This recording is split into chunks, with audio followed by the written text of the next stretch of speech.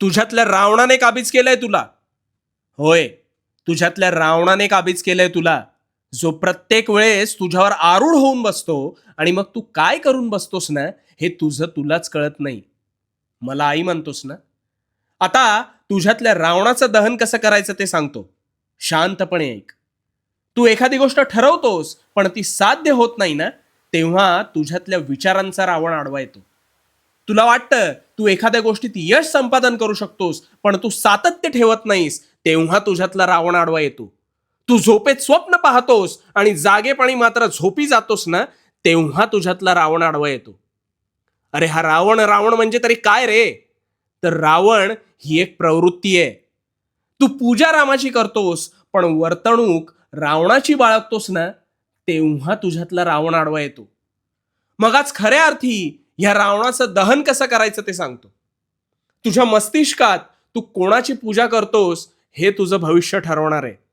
ह्याचाच अर्थ चांगले विचार, चांगले आचरण आणि चांगले वर्तन हे रामाचे गुण आहेत. जेव्हा कधी ह्यावर विचारांचा रावण आरूढ होऊ पाहिल ना, तेव्हा त्याला तिथल्या तिथे संपव, जेणेकरून तुझ्या चुकीच्या प्रवृत्तीचा फैलावच होणार नाही. राम राम म्हणून नुसते बोलून होत नाही, तर आजपासून हाच राम तुझ्या मुखात, मनात आणि या तुझ्या आचरणात जप.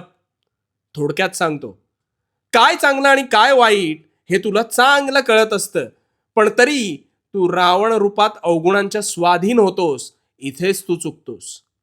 कारण सीतेने लक्ष्मण रेषा ओलांडल्यावर रामाला त्या रावण रूपी प्रवृत्तीचे दहनच करावे लागले होते.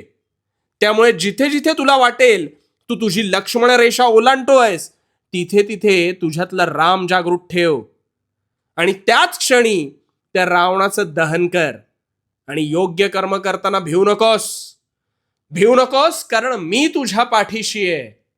भिवू नकोस, मी तुझ्या पाठीशी आहे.